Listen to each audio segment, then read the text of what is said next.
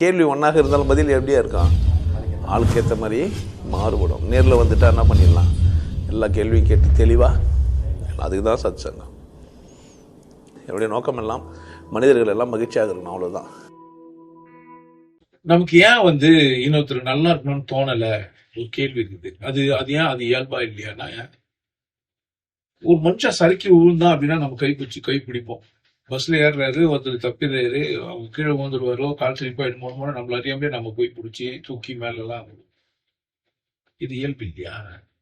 ஏதோ ஒரு குழந்தை இருக்குதுன்னா போய் தாலாட்டு பாடுவோம், இல்லை சமாதானப்படுத்துவோ பார்ப்போம். ஏதோ ஒரு மனிதனுக்கு பிரச்சனைன்னா நமக்கு வலிக்கும். மனிதர்கள் எல்லாம் சாகுறாங்க அப்படின்னா, இலங்கை பிரச்சனை, இலங்கைகள் எல்லாம் சாகுறாங்கன்னா பிரச்சனை, இன பிரச்சனைகளுக்கு அப்படின்னு இனத்துக்காரங்களுக்கு மட்டும்தான் பாசம் வருது இல்லை. மனிதன் அழிறானே சாவுறானே அப்படின்றதுனால வேண்டி எல்லாருக்குமே இது இயல்பு, மனிதனுடைய சுபாவம், இது நேச்சர். இது மாற்றெல்லாம் கிடையாது. அது ஏன் வரலன்னா கிடையாது. அது ஏன் வரலன்னு நான் இப்ப சொல்றேன். அதை வச்சு நீங்க புரிஞ்சுனீங்கன்னா ஒருத்தர் கஷ்டப்பட்டெல்லாம் நீங்க இன்னொருத்தருக்கு உதவி செய்யணும்னா நினைக்கிறது இல்லை. இன்னொருத்தர் நல்லா இருந்தா தான் நீங்க நல்லா இருப்பீங்க. பஸ் ஓட்டுற கண்டக்டரும் ஒரு டிரைவரும் நல்லா இருந்தா தான் இந்த பஸ் நல்லா ஓடும்.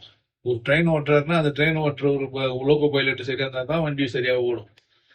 வாழ்க்கையில எல்லாமே அப்பா நல்லா இருந்தா தான் புள்ள நல்லா இருப்பான், புள்ள நல்லா இருந்தா தான் அப்பா நல்லா இருப்பான், மனைவி நல்லா இருந்தா தான் கணவன் நல்லா இருப்பான், பார்ட்னர்ஸ்குள்ள 2 பேரும் நல்லா இருந்தா தான், நண்பர்களுக்குள்ள நல்லா இருந்தா தான் எல்லாமே நல்லா இருக்கும்.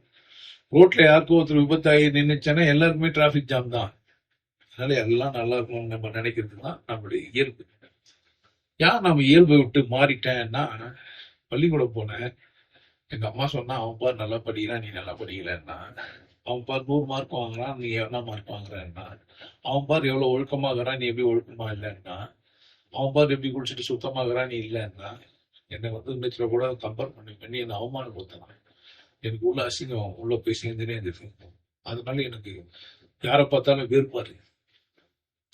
என்னை விட வித்தியாசமா இருக்கிறாங்க, என்னோட விசேஷமா இருக்கிறாங்க, என்னோட கொண்டாட்டமா இருக்கிறாங்க அப்படின்ற எண்ணம் எனக்கு முதல்ல எழுப்பிட்டு, அதனால எனக்கு பொறாம குணம். மற்றபடி நான் வாழ்ந்துட்டேன்னா எனக்கு பொறாம குணம் வராது.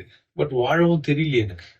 சம்பாதிக்க தெரியல, படிக்க தெரியல, அதெல்லாம் எனக்கு குற்ற உணர்வு ஆகுது. எனக்கு முன்னாடி ஒருத்தர் ஆங்கிலத்தை நல்லா பேசுறாருன்னு போது எனக்கு அசிங்கமா இருக்குது. என்னால அது மாதிரி பேச முடியல. ஒரு நான் அப்படி இல்லை. என்ன பொறுத்த வரைக்கும் நான் எப்படி இருக்கிறேன் அப்படின்னு கேட்டீங்கன்னா, யாருன்னா எனக்கு முன்னாடி இந்த மாதிரி சந்தோஷமா இங்கிலீஷ்ல பேசினா எப்படி ஒரு ஆள் இருக்கிறாருப்பா, நம்மளை குழைக்கிறதுக்கு, காப்பாத்துறதுக்கு, பேசுறதுக்கு, நம்மளுக்கு காப்பாத்துறதுக்கு ஒரு ஆள் இருக்கிறான் அப்படின்னு சந்தோஷப்பட்டுக்கிறாங்க.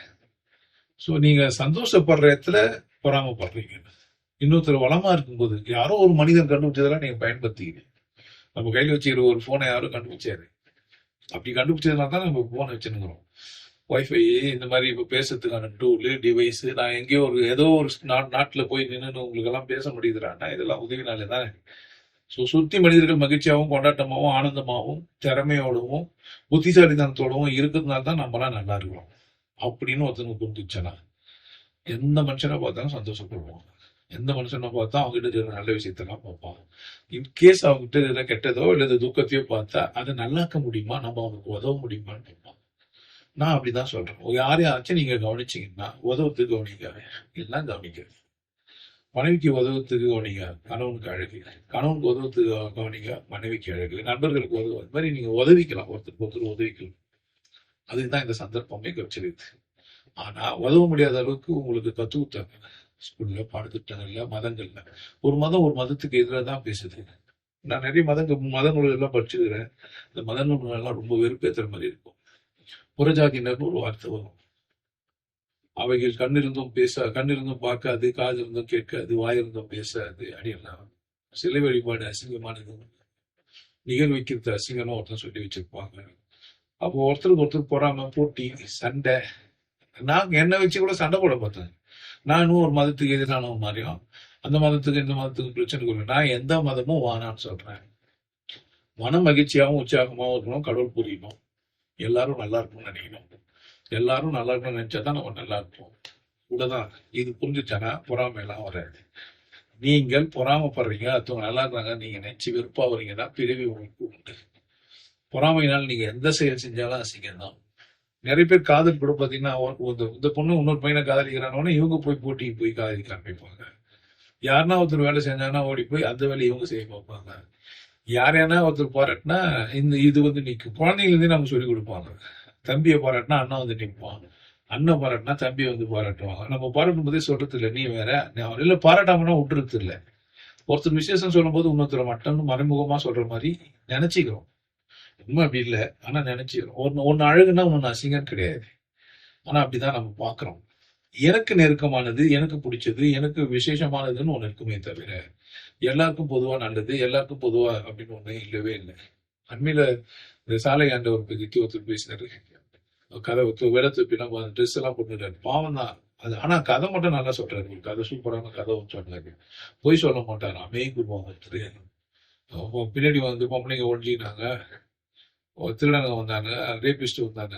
ஏன்னா அவர் உண்மை சொல்லிட்டாரு, பின்னாடி வந்துட்டுங்கிறாங்கன்ட்டு. அதனால தண்டனை அவருக்கும் சேர்த்து கொடுத்தாங்க. சமூகத்துக்கு எப்படி இருக்குது. ஆனா அவர் உண்மையா தானே இருந்தாரு. எல்லாம் சொல்லிக் கொடுக்குறவங்கலாம் சரியா சொல்லிக் கொடுக்குறாங்களான்னு பாருங்க. எல்லா விதமான உடைகளை போடுங்க, எல்லா விதமான வாழ்க்கையும் வாழ்ந்து பாருங்க. அப்ப நீங்க உங்களுக்கு மேல பொறாம பண்ண மாட்டீங்க. நீங்க ஒழுக்கன்ற பேர்ல நீங்க உங்களை கட்டுப்படுத்தி வச்சிருப்பீங்க, அதனால அதுக்கு மேல வெறுப்பா ஆகுறீங்க. அதுதான் காரணம்.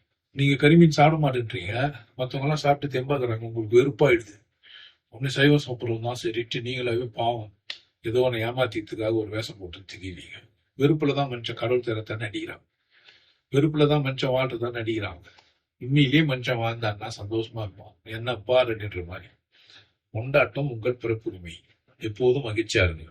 அடுத்தவங்களை பத்தி வெறுப்பாகுது, அடுத்தவங்க நல்லா இருந்தா பிடிக்காம போகுது, அடுத்தவங்க சந்தோஷமா இருந்தாங்கன்னா உடனே துக்கமா இருக்குது. இதெல்லாம் உங்களுக்கு பிடிக்குதுன்னா நீங்க அப்படியே இருங்க. நரகவாசி தான் நீங்க. அடுத்தவங்க எல்லாம் சந்தோஷமா இருந்தா கூட சந்தோஷமா இருக்கணும் தானே. சந்தோஷமா இல்லை கூட பரவாயில்ல, கம்முன்னு இருந்து போலாம் தானே. என்ன பிரச்சனை உங்களுக்கு? யாரோ ஒருத்தர் சந்தோஷமா இருக்கிறாங்க, கடவுளே நன்றி, 4 பேர் சந்தோஷமா வச்சுக்கிறேன்னு சொல்லுங்க. என்ன துக்கமா வச்சாலும் 4 பேர் நன்றி, நல்லா வச்சுக்கிறேப்பா அப்படின்ட்டு. நீங்க உங்க மனநிலையை மாற்றத்துக்கு நீங்க தான் முயற்சி செய்யணும். இல்லைன்னா நீங்க வரலாம், என்கிட்ட நெருங்கலாம். 40 days கோர்ஸ் வச்சுக்கிறேன், பார்த்துட்டு நீங்க கத்துட்டு போகலாம். மற்றபடி நல்லா இருங்க. உங்களுக்கு எல்லாருக்கும் ஒரு விஷயம் சொல்றேன். ஆனந்த வாழ்வு அப்படின்ற ஒரு கோர்ஸ் யூடியூப்ல போட்டு வச்சுக்கிறேன். Happy life course. நீங்க மெம்பர் ஆனீங்கன்னா ஆனந்த வாழ்வு கோர்ஸ் நேரடியா நீங்க யூடியூப்ல பார்க்கலாம். ஃபேமிலியா டிவில போட்டு என்ன பண்ணலாம், எல்லாரும் ஃபேமிலியா போட்டு பார்க்கலாம். ஒருத்தர் தான் சப்ஸ்கிரைப் பண்ணீங்க, 5 பேர் 6 பேர் என்ன பண்ணலாம், நீங்க அதை பார்க்கலாம். வாய்ப்பு பயன்படுத்திக்க. இறைவை உணர்வோம்,